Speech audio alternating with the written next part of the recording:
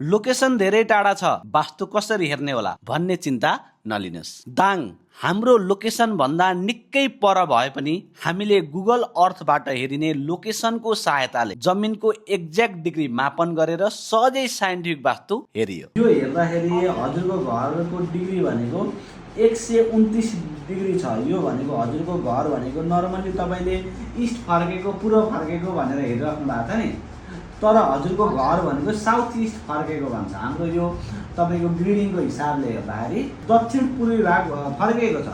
Grid गरेर हेर्दा हजुरको मेन इन्ट्रान्स यो हो क्या, यो इन्ट्रान्सको एनर्जी त्यो खोलाउँछ। त्यो भएर हामीले S3 को इन्ट्रान्स खोल्नुपर्छ। S3 को इन्ट्रान्सले चाहिँ घरमा सुख शान्ति समृद्धि र आर्थिक लाभहरू गराउने कामहरू गर्छ। अब हामीलाई यो त चाहिएको हो नि त।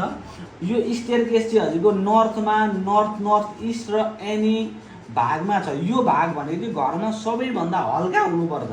त्यसले गर्दा यो हजुरको स्टेयरकेस चाहिँ ठ्याक्कै उल्टो भागमा हुन्छ। त्यसको अपोजिट साइड हाल्नु पर्यो र इन्ट्रान्स हजुरले यो कुन्नाबाट बनाउनु पर्यो। यो इन्ट्रान्स यहाँ बाहेक तपाईँको मिल्दैन। धन्न 18 फिटमा तपाईँको डिग्री ढल्केको कारणले गर्दा इन्ट्रान्स आयो। टोयलेट बाथरुम भर्सके हजुरले जुन भागमा तपाईँको मुनि राख्नु भएको छ सकभर माथि पनि त्यही भागमा राख्नु होइन। हुन्छ म्याम, यो नक्सा एकपल्ट इन्जिनियर सरले फाइनल गरेपछि फेरि मलाई पठाइदिनु न ल।